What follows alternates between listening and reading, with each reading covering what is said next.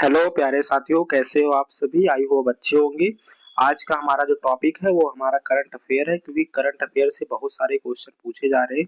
आपके जितने भी प्रीवियस ईयर के क्वेश्चन थे, हमने उसको कलेक्ट कर रखा है, क्योंकि जितने भी क्वेश्चन हम इस समय ला रहे हैं आपके लिए वो लगभग लगभग किसी न किसी एग्जाम में पूछे जा चुके हैं। क्योंकि एक बहुत बड़ा वेटेज रहता है आपके कोई भी एग्जाम है, चाहे वो आपका यूपीपी हो, एसएससी जीडी हो, या आने वाला जो होम गार्ड है, या कोई भी स्टेट एग्जाम हो, उसके ओरिएंटेड वे से हमने देखा है कि कम से कम अगर 30-40 क्वेश्चन आपके जीके का पूछा जा रहा है, तो उसमें से 10-15 क्वेश्चन का जो बैटेज है वो आपका हाल ही में जो है करंट अफेयर से पूछा गया था। तो बिना किसी देरी के हम लोग स्टार्ट करते हैं, और अगर चैनल पर नए हैं तो चैनल को सब्सक्राइब कर लीजिए और लोगों के पास शेयर कर दीजिए। तो चलिए शुरू करते हैं। आज का जो करंट अफेयर्स का टॉपिक है हमारा बहुत ही शानदार टॉपिक है साथियों। तो इसमें आप लोग जुड़िए और वीडियो को पूरा वॉच कीजिए।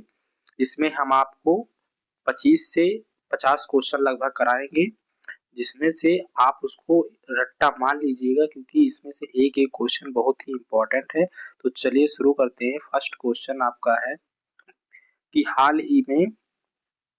हाल ही में किस राज्य ने राज्य के बाहर से आने वाले वाहनों पर ग्रीन टैक्स लगाना शुरू किया है। प्यारे साथियों, ये हमारा बहुत अच्छा क्वेश्चन आ जाता है कि वह कौन सा राज्य है जो किसी भी बाहर से आने वाले वाहनों पर ग्रीन टैक्स का इंतजाम करके रखा है। तो वो हमारा क्या है, वो हमारा उत्तराखंड राज्य है। ये जो है, अगर कोई भी वाहन बाहर से आ रहा है तो उस पर क्या करेंगे, ग्रीन टैक्स लगाना स्टार्ट कर देंगे। अगला क्वेश्चन हमारा है कि पहली बार भारत सरकार ने वर्ष 2026 में गणतंत्र दिवस समारोह में मुख्य अतिथि के रूप में किस अंतर्राष्ट्रीय संगठन के 2 शीर्ष नेताओं को आमंत्रित किया है। तो प्यारे साथियों, इसका जो राइट आंसर है वो बी हो जाएगा, यूरोपीय संघ के। हमारा तीसरा क्वेश्चन है छठा भारत वियतनाम सैन्य अभ्यास। ये एक सैन्य अभ्यास है, इससे भी क्वेश्चन आ चुका है पिछले एग्जामों में। तो छठा भारत वियतनाम सैन्य अभ्यास BNBEX कहाँ आयोजित किया गया है। तो प्यारे साथियों, हम बात करेंगे कि जो यह सैन्य अभ्यास आयोजित किया गया था वो है ऑप्शन नंबर सी, फॉरकेट। ये हनोई में हुआ था। अगला क्वेश्चन देखते हैं। किस सुपरस्टार को उनकी शानदार सिनेमाई यात्रा के 50 वर्ष पूरे होने के उपलक्ष्य में 56वें भारतीय अंतर्राष्ट्रीय फिल्म महोत्सव, मेरे साथियों, अंतर्राष्ट्रीय फिल्म महोत्सव IFFI 2025 में सम्मानित किया गया था। तो ये ऑप्शन नंबर बी हो जाएगा, जो कि कौन है, हमारे रजनीकांत को सम्मानित किया गया था। Option number B for ball. चलिए अगला क्वेश्चन देखते हैं। गोवा में आयोजित 56वें भारतीय अंतर्राष्ट्रीय फिल्म महोत्सव, क्या साथियों, गोवा में आयोजित 56वें भारतीय अंतर्राष्ट्रीय फिल्म महोत्सव में कंट्री फोकस देश कौन सा था। इसका ऑप्शन जो है, ऑप्शन ए है दक्षिण कोरिया, ऑप्शन बी है फ्रांस, ऑप्शन सी है रूस और ऑप्शन डी है जापान। कौन सा राइट आंसर होगा, कमेंट करेंगे। इसमें कौन सा राइट आंसर होगा आप लोग बताएंगे। तो ये है आपका जापान इज राइट आंसर है। हाल ही में किन 2 देशों के बीच द्विवर्षीय वायु अभ्यास गरुण 2025 आयोजित किया गया था। ये टॉप लेवल का क्वेश्चन है, जो कहीं ना कहीं पूछा जा सकता है इस बार, कि हाल ही में किन 2 देशों के बीच द्विवार्षिक वायु अभ्यास गरुड़ 2025 आयोजित किया गया है। प्यारे साथियों, वो हमारा भारत और फ्रांस। ठीक है, अगला क्वेश्चन देखते हैं कि भारत के 53वें मुख्य न्यायाधीश CJI का पदभार किसने ग्रहण किया। तो जो हमारे भारत के 53वें मुख्य न्यायाधीश हैं, उनका जो पदभार ग्रहण किया, ऑप्शन नंबर ए है justice DY Chandrachud, option number B है जस्टिस उदय उमेश ललित, तीसरा ऑप्शन है MV रामना और डी ऑप्शन है आपका सूर्यकांत शर्मा। तो इसका जो राइट आंसर होगा वो हमारा हो जाएगा सूर्यकांत शर्मा। ये हमारे जो हैं 53वें मुख्य न्यायाधीश का पदभार किसने संभाला है? तो वो है हमारे जस्टिस सूर्यकांत शर्मा। 8 नंबर प्रश्न देखेंगे साथी, भारत और श्रीलंका के बीच 11वां संयुक्त सैन्य अभ्यास मित्र शक्ति 2025 कहाँ आयोजित किया गया है? तो ये भी एक अपने आप में बहुत बढ़िया क्वेश्चन पूछा गया है कि जो भारत और श्रीलंका के बीच 11वां संयुक्त सैन्य अभ्यास है साथी, वो मित्र शक्ति सैन्य जो है मित्र शक्ति सैन्य अभ्यास है। जो ऐसे भी क्वेश्चन पूछ लेगा कि भारत और श्रीलंका के बीच कौन सा सैन्य शक्ति अभ्यास है, तो प्यारे साथी वो हो जाएगा आपका मित्र शक्ति सैन्य अभ्यास। ठीक है, तो इसका जो राइट आंसर हो जाएगा वो ऑप्शन नंबर बी हो जाएगा, बेलगावी। ये कहाँ पर पड़ता है? कर्नाटक में पड़ता है। नवा प्रश्न हमारा कहता है कि हाल ही में G20 शिखर सम्मेलन 2025 का आयोजन कहाँ किया गया प्यारे साथी? तो बताएंगे प्यारे साथी कि जो 2025 का आयोजन G20 शिखर सम्मेलन का किया गया है, और इसमें तो ऑप्शन नंबर जोहान्सबर्ग दक्षिण अफ्रीका है, भारत है, ब्राजील है और इंडोनेशिया है। प्यारे साथी आप लोग बताएंगे इसका क्या राइट आंसर होगा? बताएंगे आप सभी इसका क्या राइट आंसर होगा? तो ये होगा जोहान्सबर्ग दक्षिण अफ्रीका। कमेंट में आप लोग बताइएगा कि दक्षिण अफ्रीका की, कमेंट में बताइएगा दक्षिण अफ्रीका की राजधानी, और जो है राजधानी, दक्षिण अफ्रीका की राजधानी और मुद्रा क्या है? प्यारे साथी कमेंट में बताइएगा आप सभी कि दक्षिण अफ्रीका की राजधानी और मुद्रा क्या है। 10वां प्रश्न है साथियों, 10वां प्रश्न है साथी कि ब्राजील के बेलेम में आयोजित संयुक्त राष्ट्र जलवायु परिवर्तन सम्मेलन COP30 की थीम क्या थी? ये क्वेश्चन जबरदस्त क्वेश्चन है कि जो ब्राजील के बेलम में आयोजित संयुक्त राष्ट्र जलवायु परिवर्तन सम्मेलन की थीम क्या है? थीम से भी क्वेश्चन पूछ लेंगे, इसलिए आप लोग हर एक क्वेश्चन को रट्टा मार के जाइए, क्योंकि ये जीएस का क्वेश्चन है, इसको समझने वाला क्वेश्चन तो कोई है नहीं। इसमें आप रट्टा, जितना आप के अंदर क्षमता है आप लोग रट्टा मार लीजिए, और जो समझ सकते हैं वो समझ लीजिए, लेकिन ये क्वेश्चन इंपॉर्टेंट है, करंट अफेयर्स का बहुत ज्यादा वेटेज रहता है साथियों। तो क्या बोलेंगे साथियों कि जो ब्राजील के बेलम में आयोजित संयुक्त राष्ट्र जलवायु परिवर्तन सम्मेलन की थीम क्या थी? तो वो हमारा क्या था? सी ऑप्शन नंबर, कार्यान्वयन, समावेशन और नवाचार था। ठीक है, अगला क्वेश्चन देखेंगे कि किस भारतीय नौसेना पोत ने गुआम अमेरिका में आयोजित वार्षिक सैन्य अभ्यास मालाबार 2025 में भाग लिया था? किस भारतीय नौसेना ने भाग लिया था? ऑप्शन नंबर ए है INS Vikramaditya, INS Kadmat, INS Shivalik और INS सह्याद्री। ठीक है, तो इसका जो राइट आंसर होगा वो आंसर नंबर डी होगा, सह्याद्री। ठीक है, अगला प्रश्न देखते हैं साथी। अगला प्रश्न है कि बिहार विधानसभा चुनाव परिणाम में राष्ट्रीय जनतांत्रिक गठबंधन NDA ने 243 में से कितनी सीटों पर जीत हासिल की? प्यारे साथी ये बहुत इंपॉर्टेंट टॉपिक हो जाता है कि अगर आपका करंट अफेयर आएगा तो ऐसे ही करंट अफेयर आएंगे, आप लोग ध्यान दीजिएगा, नहीं सोचिए कि ये तो बिहार का है, हम यूपी में पढ़ रहे हैं तो नहीं आएगा, ऐसे ही सारे क्वेश्चन आते हैं। तो जो बिहार में NDA 243 में से कितनी सीटों पर जीत हासिल की है? तो इसका जो राइट आंसर है वो आपका है 2। तो ये 202 सीटों पर जीत हासिल की है।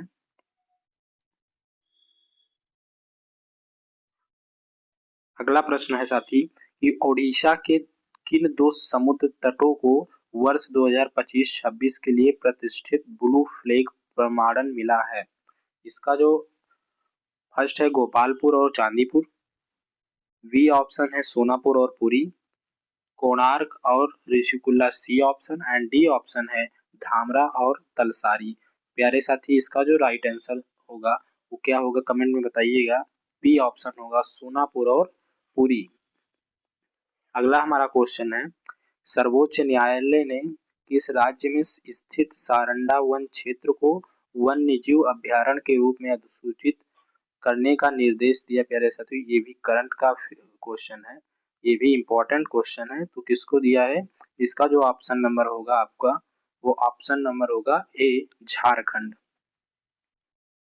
अगला क्वेश्चन पढ़ेंगे साथी कि 15वां क्वेश्चन हमारा है कि किस राज्य के दो पारंपरिक वाद्य यंत्रों तुंग बुक और पुमटोंग पुलित को भौगोलिक संकेत जीआई टैग प्रदान किया गया? तो जो लोग साथी लखनऊ से होंगे वो बताएंगे कि लखनऊ में किसको जीआई टैग मिला है। यहाँ एक मैं बता देता हूँ कि वो जो है एक मैंगो की प्रजाति है, इसकी मैंगो की प्रजाति है, तो मैंगो की वैरायटी है, उसको एक जीआई टैग मिला है। वो कौन सी वैरायटी है आप लोग कमेंट में बताइएगा। तो इसका जो 15 नंबर का क्वेश्चन है, 15वां, इसका जो राइट आंसर होगा वो साथी सी ऑप्शन होगा, सिक्किम।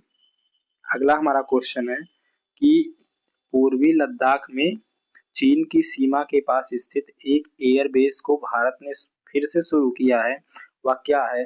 फर्स्ट ऑप्शन है दौलत बेग ओल्डी, सेकंड ऑप्शन है न्यूमा, एंड थर्ड ऑप्शन है पुकचे, एंड फोर्थ ऑप्शन आपका है कारो। तो इसका जो राइट आंसर होगा वो बी होगा, न्यूमा।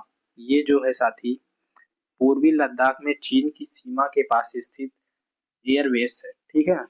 अगला क्वेश्चन पढ़ेंगे कि किस भारतीय प्रौद्योगिकी संस्थान आईआईटी ने देश का पहला स्वदेशी क्वांटम डायमंड माइक्रोस्कोप लॉन्च किया है? आईआईटी कहाँ है प्यारे साथियों, कमेंट करेंगे। तो ये जो है किस भारतीय प्रौद्योगिकी संस्थान आईआईटी ने देश का पहला स्वदेशी क्वांटम डायमंड माइक्रोस्कोप लॉन्च किया है? तो फर्स्ट है IIT Bombay, IIT Madras, IIT Delhi और आईआईटी खड़गपुर। तो इसका जो राइट आंसर होगा प्यारे साथी वो आईआईटी बॉम्बे होगा। अगला प्रश्न करते हैं साथी, संशोधित भारत नेट योजना को पूरे राज्य में लागू करने वाला देश का पहला राज्य कौन बन गया है? तो संशोधित भारत नेट योजना को लागू करने वाला जो राज्य है वो हमारा option number A is right answer, Punjab है। अगला क्वेश्चन देखते हैं साथी कि किस पार्श्व गायिका को 3800 से अधिक वंचित बच्चों की हृदय शल्य चिकित्सा में सहयोग के लिए गिनीज वर्ल्ड रिकॉर्ड्स 2025 द्वारा सम्मानित किया गया है? तो प्यारे साथी इसका फर्स्ट जो ऑप्शन है वो श्रेया घोषाल दिया गया है, second option Sunidhi Chauhan, and third option Palak Muchhal, और fourth option number D is Neha Kakkar. तो आप लोग कमेंट बताइए कि कौन सा आंसर राइट होगा, एक बार कमेंट करिए और प्यार से इस क्वेश्चन का उत्तर दे दीजिए। तो इसका जो आंसर है वो आपका क्या है प्यारे साथी? पलक मुछाल। कौन है प्यारे साथी? पलक मुछाल है, ठीक है। नेक्स्ट क्वेश्चन देखते हैं कि पर्यावरण थिंक टैंक जर्मन वाच द्वारा जारी वैश्विक जलवायु जोखिम सूचकांक GCRI 2025 में भारत का स्थान क्या है? तो इसका जो राइट आंसर होगा वो बी होगा, 15वां स्थान है प्यारे साथी। अगले प्रश्न की ओर चलते हैं। छठे राष्ट्रीय जल पुरस्कारों में बेहतर जल प्रबंधन और जल संरक्षण के लिए किस राज्य को देश का सर्वश्रेष्ठ राज्य चुना गया है? तो इसका जो हमारा राइट आंसर है वो राइट आंसर आपका कौन सा है? Option number C is Maharashtra. 22 नंबर को प्रश्न देखते हैं साथी, हाल ही में भारतीय सशस्त्र बलों ने देश के सबसे बड़े त्रिसेना अभ्यास ऑपरेशन त्रिशूल का सफल आयोजन किस स्थान पर किया है प्यारे साथी?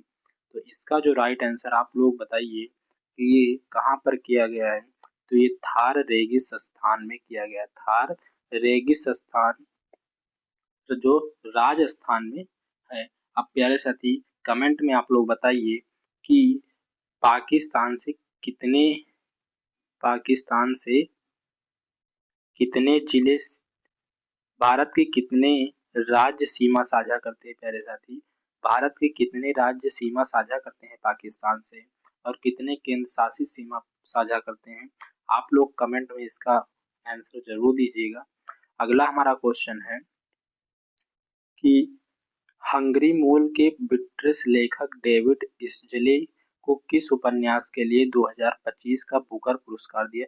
This is most important question in your exam of UPP के हिसाब से बहुत इम्पोर्टेंट क्वेश्चन है कि जो हंगरी मूल के ब्रिटिश लेखक डेविड इज़जले को किस उपन्यास के लिए 2025 का बुकर पुरस्कार दिया गया प्यारे साथी। तो हम बात करेंगे किसको दिया गया है, तो option number D is flash. तो याद रखिएगा बुकर पुरस्कार 2025 इज फ्लैश। ठीक है, अगला क्वेश्चन देखते हैं। हाल ही में प्रधानमंत्री नरेंद्र मोदी ने किस देश में उनास्को छांगकू सेकेंड पन बिजली परियोजना का उद्घाटन किया प्यारे साथियों? तो इसका जो राइट आंसर सी हो जाएगा, भूटान में। प्यारे साथी कमेंट में बताएंगे कि भूटान की राजधानी और भूटान की मुद्रा क्या है।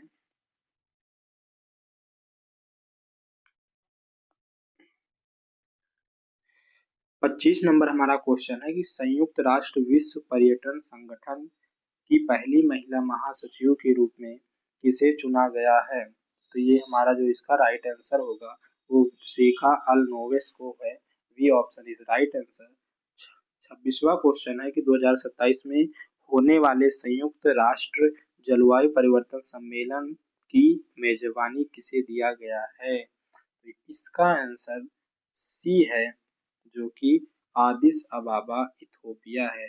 प्यारे साथी यही बताएंगे कि दोहा जो है इसकी मुद्रा क्या है और फिलीपींस की क्या बताएंगे प्यारे साथी, आप सभी कमेंट में करिएगा कि फिलीपींस की जो राजधानी है वो क्या क्या है और यहाँ की मुद्रा क्या है। आज के लिए बस इतना ही। अगले लेक्चर जो है वो कल का होगा, आप लोग जरूर जुड़िएगा क्योंकि ये बहुत इम्पोर्टेंट सेशन है। क्योंकि मिस अगर हो गया तो आपके लगभग 2 4 10 कह सकते हैं, लगभग 30 में 15 क्वेश्चन या 15 जो इसका वेटेज रहता है बहुत ज़्यादा रहता है।